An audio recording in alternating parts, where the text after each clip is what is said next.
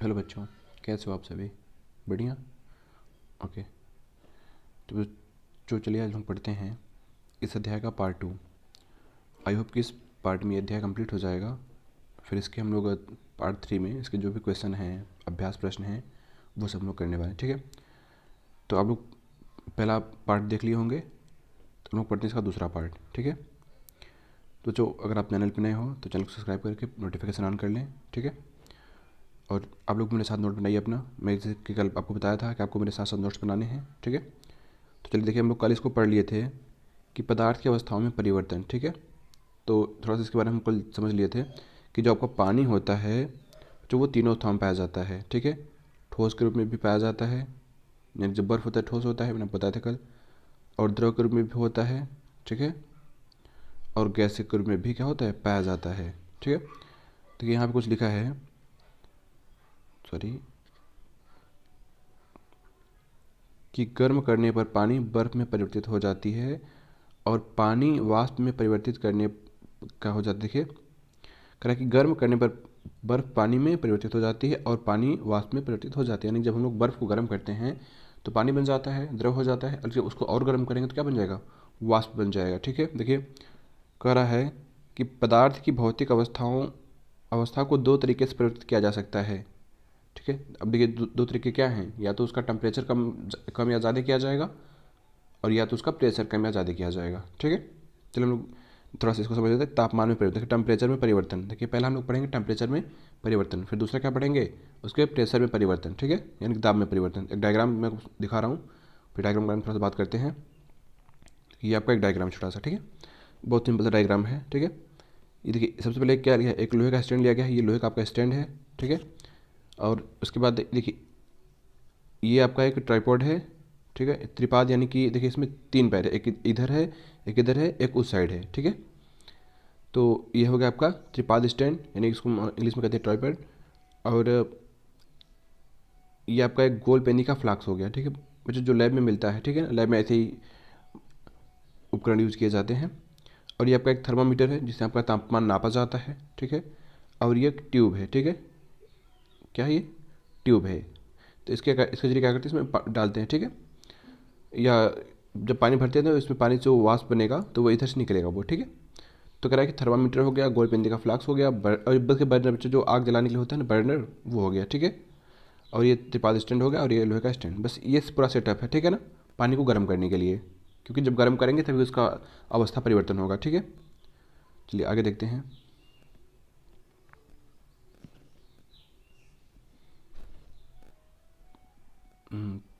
चलिए देखिए, कह रहा है कि पहला गलनांक। फिर जब गलनांक क्या होता है, देखिए क्या कह रहा है, गलनांक। गलनांक को इंग्लिश में कहते हैं मेल्टिंग पॉइंट। मेल्टिंग पॉइंट मतलब कि जिस ताप पर कोई ठोस क्या हो ना, पिघलने लगे, यानी कि गलने लगे। ठीक है, वो उसका क्या कहलाएगा, गलनांक। देखिए बच्चों, परिभाषा लिखिए, आप लोग कॉपी में लिखिए। ठीक है, मेरे साथ साथ, जिस तापमान पर वायुमंडलीय दाब पर, मतलब जो आपका दाब, वायुमंडलीय दाब है, प्रेशर में कोई परिवर्तन नहीं करना है आपको। ठीक है, अब यानी दाब एक एटमोस्फियरिक होना चाहिए। ठीक है, कोई ठोस पिघल कर द्रव में बनता है, द्रव बन जाता है, या द्रव बनता है, वो उसका गलनांक कहलाता है। तो समझ में आया कि जिस तापमान पर कोई ठोस पिघल करके द्रव में बदल जाता है, उसको हम लोग क्या कहते हैं, वो उसका क्या है, मेल्टिंग पॉइंट, यानी कि गलनांक है। आगे देखिए, बर्फ का गलनांक 273.16 केल्विन है। के को क्या कहते हैं, केल्विन। अच्छा, आपको पता है, सी को सेल्सियस कहते हैं, के को केल्विन कहते हैं। ठीक है, और भी होता है। ठीक है, आर को र्यूमर कहते हैं, एफ को फारेनहाइट कहते हैं, तो इसको समझिए। ठीक है, तो कह रहा है कि सुविधा के लिए इसे हम 0 डिग्री सेल्सियस, बच्चों भी आपको इस चैप्टर में हम लोग सिखाएंगे कि इसको कैसे कन्वर्ट करते हैं, टेम्परेचर को कैसे आपस में कन्वर्ट करते हैं। जैसे कि सेल्सियस में है तो फारेनहाइट में कैसे करना है, फारेनहाइट में है तो सेल्सियस में कैसे करना है। ठीक है, वो सब सीखेंगे। अर्थात 273 केल्विन लिखते हैं। देखिए बच्चों, जो ये सेल्सियस केल्विन है, वो 273 केल्विन बराबर होता है 0 डिग्री सेल्सियस। ठीक है, तो ये हो गया आपका। ठीक है, आगे देखिए, कि जब बर्फ़ पिघलती है, बर्फ़ का तापमान नहीं बढ़ता। देखिए बच्चों, ये एक बहुत ही अच्छा टॉपिक है कि जब बर्फ़ बदलता है, यानी जैसे बर्फ़ जो है आपका, जब वो पिघल रहा होता है तो उस टाइम उसका टेम्परेचर बिल्कुल भी नहीं बदलता। ठीक है, जैसे हम लोग अगर पानी को गर्म करते रहें तो जब वो वाष्प बनने लगेगा तब पानी का जो टेम्परेचर होगा वो बढ़ेगा नहीं, वो उतना ही रुक जाएगा। क्यों? क्योंकि अवस्था परिवर्तन हो रहा है। आप एक बात याद रखिएगा हमेशा कि जब किसी पदार्थ का या किसी तत्व का या किसी भी चीज़ का अगर मान लीजिए कि अगर अवस्था परिवर्तन हो रहा है तो उसके टेम्परेचर या प्रेशर में कोई परिवर्तन नहीं होगा। कब तक? जब तक अवस्था में क्या हो रहा है? परिवर्तन हो रहा है। ठीक है, करें कि लगातार ऊष्मा प्रदान करने के बावजूद आप कितना भी उसको टेम्परेचर दे दीजिए लेकिन उसका तापमान बढ़ेगा नहीं। क्यों? क्योंकि उस समय अवस्था परिवर्तन हो रहा है, और जब अवस्था परिवर्तन होगा कुछ भी नहीं उखड़ेगा उसका। ठीक है ना? चलिए देखिए, क्योंकि संगलन की गुप्त ऊष्मा, उसकी जो गुप्त ऊष्मा होती है जो उसको गलाने के लिए चाहिए, वो तापमान को बढ़ने नहीं देती है। वो तापमान क्या नहीं देगी? बढ़ने नहीं देगी, क्योंकि वो उतने उसको गला रही है, वो उसको पिघला रही है। ठीक है ना? तो जब अवस्था परिवर्तन हो रहा है तो उसके तापमान में कोई परिवर्तन नहीं होगा, चाहे कितना भी आप टेम्परेचर लगा दीजिए। अब देखिए संगलन की गुप्त ऊष्मा क्या होती है। देखिए बच्चों, यहाँ पे आया था ना संगलन की गुप्त ऊष्मा, ये देखिए। अब ये क्या है इसको देख लीजिए, संगलन की गुप्त ऊष्मा क्या है। बहुत आसान सा है, करा है कि मैं थोड़ा सा इरेज कर ले रहा हूँ। वायुमंडलीय दाब पर वह ठोस को उसके गलनांक पर द्रव में बदलने के लिए जितनी ऊष्मीय ऊर्जा की आवश्यकता होती है उसे गलनांक की गुप्त ऊष्मा कहते हैं। मुझे परिभाषा फिर से पढ़िए, समझ में आ जाएगा कि वायुमंडलीय दाब पर एक ठोस, यहाँ पे केजी रहेगा बच्चों। ठीक है, ये गलत दिखा है, यहाँ पे क्या रहेगा? केजी रहेगा। एक केजी ठोस को उसके गलनांक पर द्रव में बदलने के लिए जितनी ऊष्मीय ऊर्जा की आवश्यकता होती है उसे उसके क्या कहते हैं? गलनांक। मतलब बच्चों कि अगर मान लीजिए आपके पास 1 केजी क्या है? कोई ठोस है। ठीक है, बर्फ मान लीजिए क्या है आपके पास? 1 केजी बर्फ है। तो उसकी जो ऊष्मा होती है वो फिक्स होती है कि ये इतनी ऊष्मा में क्या होगा? इतनी ऊष्मा लेकर के ये परिवर्तित हो जाएगा। तो जब तक वो 1 केजी ठोस पूरा पिघल नहीं जाता है, परिवर्तित नहीं हो जाता है, तब तक उसका टेम्परेचर बढ़ेगा नहीं। आप कितना भी टेम्परेचर दे दीजिए उसका टेम्परेचर नहीं बढ़ेगा। अब क्रिया तेज हो जाएगी लेकिन उसका टेम्परेचर नहीं बढ़ेगा। ठीक है, आगे देखिए। अतः 0 डिग्री सेल्सियस बर्फ के कणों की तुलना में 0 डिग्री सेल्सियस पानी के कण अति क्या होंगे?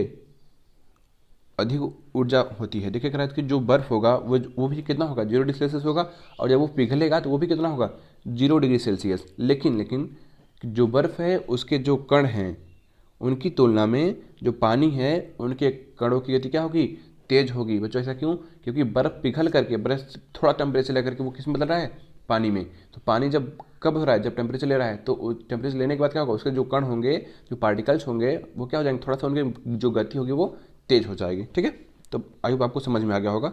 ठीक है, अगर नहीं समझ में आया तो आगे देखिए कि क्वथनांक। देखो जो गलनांक हम लोग पढ़ लिए, अब क्या पढ़ेंगे? क्वथनांक। क्वथनांक को इंग्लिश में कहते हैं बॉइलिंग पॉइंट। देखो बच्चों, बॉयल मैंने क्या होता है? उबालना। क्या होता है? उबालना। तो बॉइलिंग पॉइंट यानी कि हम कह सकते हैं कि क्वथनांक बिंदु भी कह सकते हैं। ठीक है, पॉइंट मतलब होता है बिंदु।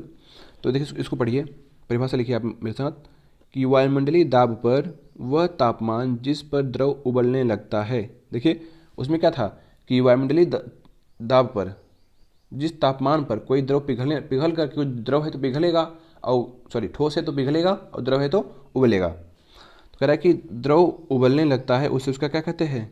क्वथनांक। क्या कहते हैं बच्चों? क्वथनांक। ठीक है, आगे देखिए। क्वथनांक एक समष्टि गुण है। कौन सा गुण है? समष्टि गुण। इसको हम लोग आगे समझेंगे समष्टि गुण को।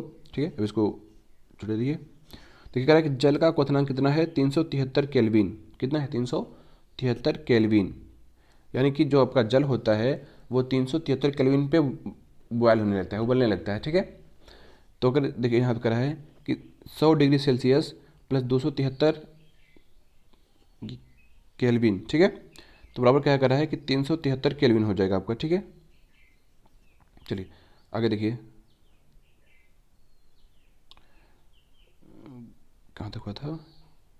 यहाँ तक। ठीक है, चलिए अब हम लोग देखेंगे वाष्पीकरण की गुप्त ऊष्मा। देखिए जैसे वहाँ पे गलन की गुप्त ऊष्मा थी, संगलन की, तो यहाँ पे किसकी होगी? वाष्पीकरण की गुप्त ऊष्मा। ठीक है, देखिए जो परिभाषा इसकी क्या कह रहा है कि वायुमंडलीय दाब पर ज्ञात एक, देखिए जो ये केजी रहेगा। ठीक है ना, ये गलत है, तो यहाँ क्या रहेगा? केजी।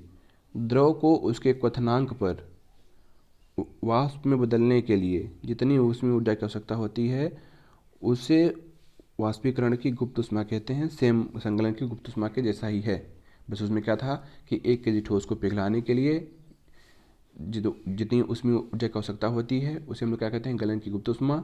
और इसमें क्या है कि 1 kg द्रव को उसके क्वथनांक पर वाष्प में बदलने के लिए जितनी ऊष्मीय ऊर्जा की आवश्यकता होती है उसे वाष्पीकरण की क्या कहते हैं, गुप्त ऊष्मा। ठीक है, चलिए यहाँ आप देखिए कि जब पानी को उबाला जाता है, क्या किया जाता है, पानी को उबाला जाता है तो उसके तापमान में वृद्धि नहीं होती है। देखिए वही बात, देखिए अब कैसे कि जब हम अभी आपको बताए थे जब बर्फ बदल रहा था तो उसमें कोई परिवर्तन नहीं हो रहा था उसके तापमान में, उसी तरीके से जब पानी को उबाला जा रहा है और पानी जब वाष्प बदल रही है तो उसके तापमान में कोई परिवर्तन नहीं होगा जब तक कि पूरा पानी द्रव में नहीं बदल सॉरी वाष्प में नहीं बदल जाता है। कराइए 100 डिग्री सेल्सियस ही, ये बच्चों यहाँ थोड़ा गलत है, यहाँ पे डिग्री सेल्सियस रहेगा, तो 100 डिग्री सेल्सियस ही रहता है क्योंकि वाष्पीकरण की गुप्त ऊष्मा पानी के कणों के बीच आकर्षण बल को तोड़ती है।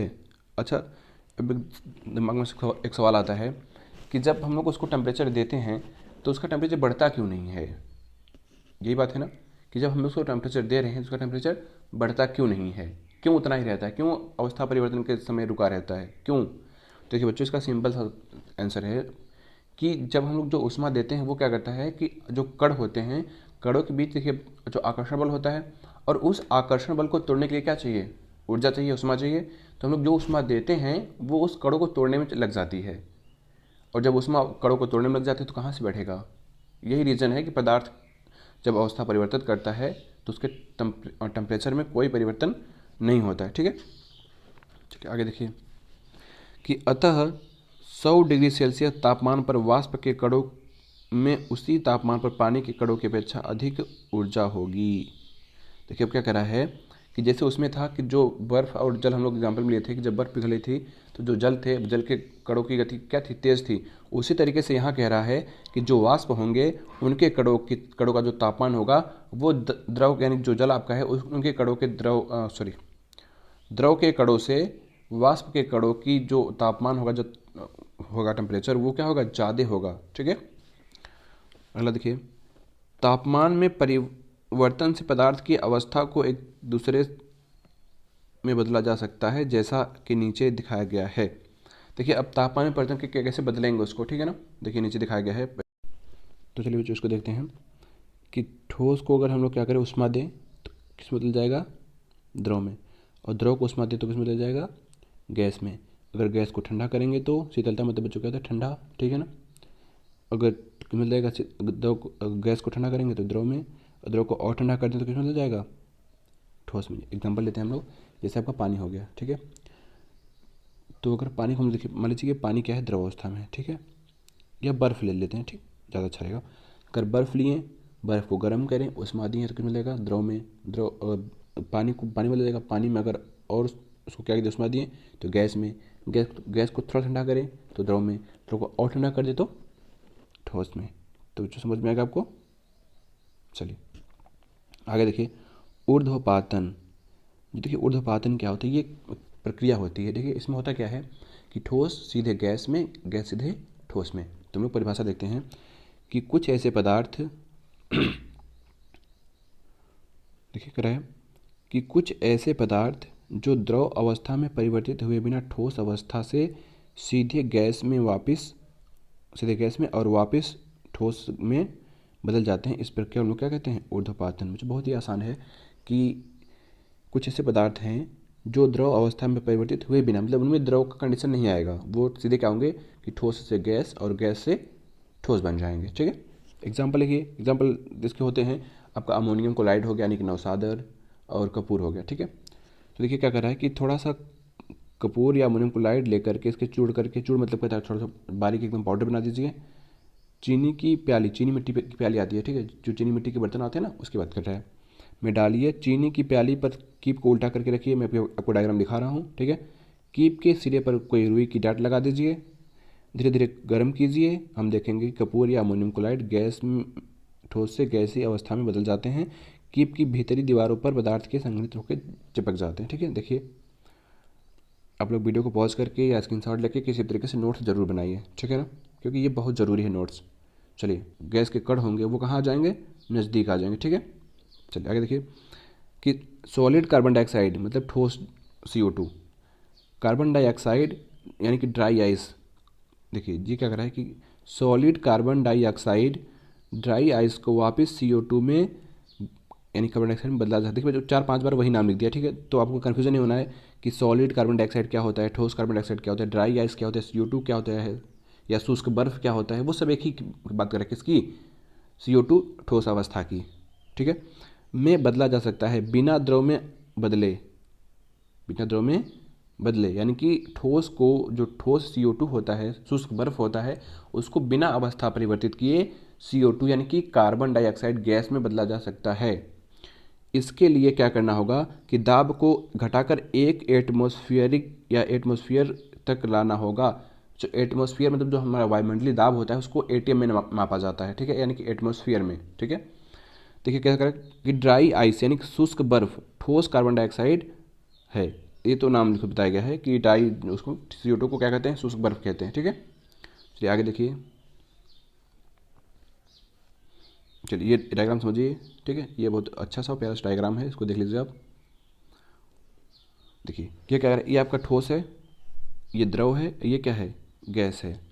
तो अगर देखिए सिंपल सा मैं समझा रहा हूँ, अगर ठोस को गर्म करें, संगलन क्रिया करें, तो गलाएं तो क्या बन जाएगा, देखिए अगर संगलन करें तो क्या बन जाएगा, द्रव बन जाएगा। द्रव को अगर जमाएं या ठंडा करें तो क्या बन जाएगा, ठोस। जैसे पानी को गर्म, बर्फ़ को गर्म करेंगे तो द्रव बनेगा यानी पानी बनेगा, पानी को ठंडा करें तो बर्फ़ बन जाएगा। अगला पॉइंट देखिए ये वाला कि अगर द्रव को गर्म करें, वाष्पीकरण करें, तो वाष्पीकरण में क्या होगा, वाष्प बन जाएगा। अगर वाष्प को संघनित करें, जो संघनित का मतलब होता है कि संघनन क्रिया, एक संघनन क्रिया होती है, मैं आपको वही भी आगे बताऊंगा। तो संघनन में होता क्या है कि उसको ठंडा किया जाता है। ठंडा करने से क्या होता है कि जो गैस के जो कण होते हैं वो पास पास आते हैं और द्रव में बदल जाते हैं, ठीक है। तो अगर संघनन क्रिया करेंगे तो क्या बन जाएगा, द्रव बन जाएगा। फिर अगर हम लोग ठोस को ऊर्ध्वपातन क्रिया करें, जैसे अमोनियम क्लोराइड ले लें, मैंने ऊपर आपको बताया है, या कपूर ले लें, तो क्या बन जाएगा, वो गैस। और गैस को उसी क्रिया द्वारा क्या कर सकते हैं, हम लोग ठोस में बदल सकते हैं। तो चलिए हम लोग आगे देखते हैं, सॉरी यहाँ से वाष्पीकरण क्या होता है, ठीक है। तो जो देखो वाष्पीकरण क्या होता है, भाई उसमें डायग्राम में था तो मैं आपको समझा रहा हूँ वाष्पीकरण के बारे में। देखिए वाष्पीकरण मतलब होता है एक प्रोसेस होता है, एक क्रिया होती है कि इसमें वाष्प बनता है, ठीक है। वाष्प का बनना ही क्या कहलाता है, वाष्पीकरण। चलिए परिभाषा देखते हैं हम लोग। ऐसे मत लिखिएगा कि वाष्प का बनना वाष्पीकरण कहलाता है, ठीक है। इसमें देखिए वाष्प डाली हेडिंग वाष्पीकरण, एक ऐसी सतही प्रक्रिया, जो सतही प्रक्रिया मतलब क्या होता है, जो सतह पर होती है। जैसे कि पानी जो होता है ना, तो मान लीजिए पानी है तो पानी कहाँ से निकलेगा, कहाँ से उड़ेगा, गर्म होगा कि सतह से, ऊपर वाली सतह से, ठीक है। नीचे से नहीं, ऊपर वाली सतह से पानी क्या होगा, वाष्पित होगा। सतही प्रक्रिया जिसमें द्रव पदार्थों से सतह के कण क्वथनांक से नीचे किसी भी तापमान पर वाष्प में बदलने लगते हैं, ऐसी प्रक्रिया को हम लोग कहते हैं वाष्पीकरण। यानी कि क्वथनांक मतलब क्या होता है बच्चों, कि जिस ताप पर वो पिघलना शुरू हो जाए, ठीक है। तो क्वथनांक के नीचे क्या होगा कि वो क्या होना शुरू हो जाए, वाष्प में बदलने लगे, ठीक है ना। तो हम लोग इस प्रक्रिया को हम लोग क्या कहेंगे कि वाष्पीकरण हो रहा है, ठीक है। तो सिंपल सा आप याद रख लीजिएगा कि वाष्प का बनना क्या कहलाता है, वाष्पीकरण, ठीक है।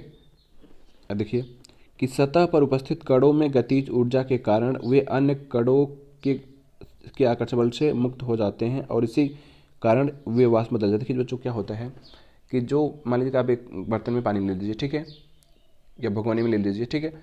अब जब आप उसको गर्म करेंगे तो जो ऊपर के कण होंगे, कहाँ के कण होंगे, ऊपर के कण होंगे, तो उनके ऊपर से क्या लगे, दाब लगेगा, ठीक है। कौन सा दाब, वायुमंडलीय दाब। और नीचे से क्या होंगे, वो पानी के जब कण होंगे गर्म होते रहेंगे धीरे धीरे, तो होगा क्या कि जो ऊपर के कण होंगे उनके कणों के बीच जो आकर्षण बल होता है वो क्या हो जाता है, मुक्त हो जाता है। और जैसे ही कणों के आकर्षण बल मुक्त हुए तो पानी क्या हो जाएगा, तुरंत ही तुरंत वायुमंडल में चला जाएगा, यानी कि वाष्प बन जाएगा, ठीक है। आगे देखिए वाष्पीकरण को प्रभावित करने वाले कारक, कारक मतलब होता है किस कारण से वो प्रभावित होते हैं।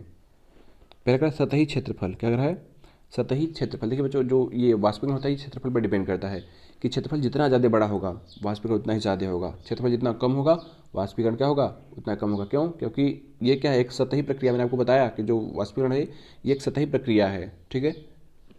देखिए क्या कह रहा है, सतही क्षेत्रफल बढ़ाने से वाष्पीकरण की दर क्या होती है, बढ़ जाती है। यानी कि जैसे क्षेत्रफल बढ़ेगा तो वाष्पीकरण क्या हो जाएगा, बढ़ जाएगा। ठीक है। तापमान में वृद्धि, क्या करिए, तापमान में वृद्धि कर लीजिए। तापमान बढ़ाने से वाष्पीकरण की दर बढ़ जाती है क्योंकि पदार्थ के कणों की गतिज ऊर्जा क्या हो जाती है, तेज हो जाती है, बढ़ जाती है। देखिए दोनों को मैं समझा रहा हूँ। सतही क्षेत्रफल, जैसे आप क्या कर लीजिए कि एक गिलास में पानी ले लीजिए, ठीक है, और एक भगोने में पानी ले लीजिए, दोनों को गर्म करिए आप, दोनों में उतना ही पानी डालिए, ठीक है। अब देखेंगे जो भगोना वाला पानी होगा, ठीक है, वो बहुत जल्दी क्या हो जाए, खत्म हो जाए गर्म होकर के। क्यों? क्योंकि उसमें जो उसका क्षेत्रफल है वो क्या है, वो ज़्यादा है। ठीक है ना। और तापमान वृद्धि, तो अगर तापमान बढ़ेगा तो उसके जो कण होंगे बीच द्रव के, वो क्या हो जाएंगे, तेज हो जाएंगे। और जैसे द्रव के कण तेज होंगे वो कहाँ भागेंगे, ऊपर की ओर। और ऊपर की ओर जाएंगे तो जो एकदम ऊपर होंगे वो एकदम ऊपर चले जाएंगे, उड़ जाएंगे। ठीक है, यानी कि उसमें वाष्पीकरण हो जाएगा। आर्द्रता, बच्चों देखिए आर्द्रता मतलब होता है नमी। क्या होता है, नमी, कमी नहीं, नमी। यानी कि वायुमंडल में जो नमी होती है उसको लोग क्या कहते हैं, आर्द्रता। अगर हवा में आर्द्रता हो तो वाष्पीकरण की दर घट जाती है। देखिए बच्चों, अगर देखिए होता क्या है कि ठंडियों के मौसम में या बरसात के मौसम में उतना वाष्पीकरण नहीं होता है, क्योंकि उसमें पानी बरसता है तो जो हवाएं होती हैं, जो वायुमंडल होता है, उनमें नमी आ जाती है। और जब नमी आ जाएगी तो वाष्पीकरण नहीं होगा। ठीक है। और वही गर्मियों के मौसम में क्या होता है कि देखिए हवाएं भी एकदम गर्म हो जाती हैं, तो कोई भी पानी थोड़ा सा भी अगर आप बाहर फेंकते हैं तो बहुत जल्दी वो वाष्पित हो जाता है। ठीक है, ज़मीनें बहुत जल्दी क्या होती हैं, गर्म हो जाती हैं। ठीक है, कहीं पानी रखा हुआ है तो वो वाष्पित होने लगता है। ठीक है, तो ये क्या कर रहा है कि वाष्पीकरण की दर क्या होती है, घट जाती है। अगर वायुमंडल में नमी आ जाएगी, वायु में नमी आ जाएगी, ठीक है, वातावरण में नमी रहेगी तो वाष्पीकरण की क्रिया कम होती है। ठीक है, कि ज़्यादा ज़्यादा आर्द्रता कम वाष्पीकरण, यानी कि अगर आर्द्रता ज़्यादा होगी तो वाष्पीकरण कम होगी, अगर कम आर्द्रता होगी तो वाष्पीकरण क्या होगी, ज़्यादा होगी। ठीक है, तो चलिए आगे देखते हैं और क्या है। चौथा है वायु की गति। क्या है, वायु की गति। देखिए क्या कर रहा है वायु की गति में, अगर वायु की गति ज़्यादा होगी तो वाष्पीकरण ज़्यादा होगा। तो इसको पढ़ते हैं परिभाषा इसकी। क्या लिखा है, अगर वायु की गति बढ़ जाती है तो वाष्पीकरण की दर क्या हो जाएगी, बढ़ जाएगी, क्योंकि जितने ज़्यादा हवा तेज चलेंगी जो कणों के बीच आकर्षण बल होगा वो उनको तोड़ेंगी, और जब से तोड़ेंगी तो क्या होगा कि आकर्षण बल खत्म होगा तो वो तुरंत मुक्त हो जाएंगे। मुक्त होते ही वो कहाँ चल देंगे, घूमने, कहाँ, वायुमंडल में, यानी कि बहुत बदल जाएंगे। ठीक है, वाष्पीकरण से शीतलता होती है। मतलब तो इसका क्या मतलब है कि जब वाष्पीकरण की क्रिया होती है तो वहाँ पे ठंडा महसूस होता है। अब देखिए कैसे, देखिए इसमें लिखा है कि वाष्पीकरण प्रक्रिया के दौरान लुप्त हुई ऊर्जा को पुनः प्राप्त करने के लिए द्रव के कण अपने आसपास के वातावरण से ऊर्जा अवशोषित कर लेते हैं। देखिए होता क्या है, इस अवशोषण के कारण वातावरण शीतल हो जाता है। देखिए एग्जाम्पल हम पढ़ते हैं, समझ में आ जाएगा। ठीक है ना।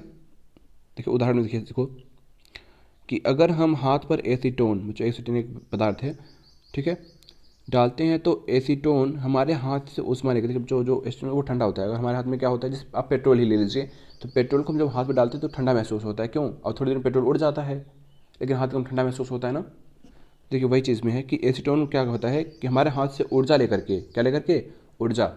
और जब कोई चीज़ आपके हाथ से ऊर्जा लेगा तो आपको ठंडा लगेगा कि नहीं लगेगा। जैसे बर्फ़ है, बर्फ़ को अगर हाथ पे रखेंगे तो बर्फ़ क्या करेगा, डांस करेगा नहीं ना, वो क्या करेगा, आपके हाथ से एनर्जी लेगा, क्योंकि बर्फ़ का जो टेम्परेचर होगा वो 0 डिग्री सेल्सियस होगा और आपके हाथ का टेम्परेचर कितना होगा, लगभग 37 मान लीजिए।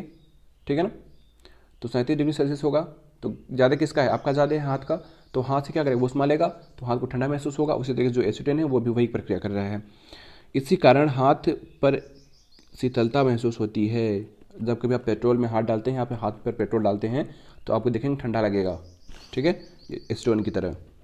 अगला है, थोड़ा ऊपर कर ले रहा हूँ, ठीक है, यहाँ से चलिए देखिए कि गर्मी में हमें सूती कपड़े पहनने चाहिए क्योंकि गर्मियों में पसीना अधिक आता है। जब जानते हैं कि गर्मी के मौसम में तापमान बढ़ जाता है तो पसीने भी बहुत ज़्यादा होने लगते हैं, तो कह रहे हैं हमें सूती कपड़े पहनने चाहिए। सूती कपड़े क्यों पहनने चाहिए, आप लोग भी सुने होंगे कि गर्मी में टेरिकाट जो होता है, टेरिकाट जिसको हम लोग कहते हैं, टेरिलिन, उसके कपड़े नहीं पहनने चाहिए, रेशमी कपड़े नहीं पहनने चाहिए, हमेशा सूती कपड़े पहनने चाहिए। क्यों क्यों, देखिए इसका आंसर देखिए, सूती कपड़े अच्छा पानी के अवशोषक होने के कारण, अवशोषक मतलब जो अवशोषित करते हैं, ठीक है, जो अवशोषित मतलब जो उसको अंदर ले लेते हैं, ठीक है, अपने अंदर, पसीना अवशोषित करके वायुमंडल में आसानी से वाष्पीकरण कर देते। देखिए बच्चों, होता क्या है कि जब पसीना होता है तो जो सूती कपड़े होते हैं वो पानी के अच्छा अवशोषक होते हैं। पानी को क्या करेंगे, अपने अंदर ऑब्जर्व कर लेंगे, अवशोषित कर लेंगे, और फिर वो पानी क्या होगा, जो आपका कपड़ा होगा सूती, वो थोड़ा सा टेम्परेचर में गर्म होगा और पानी क्या हो जाएगा, वाष्पीकृत हो जाएगी।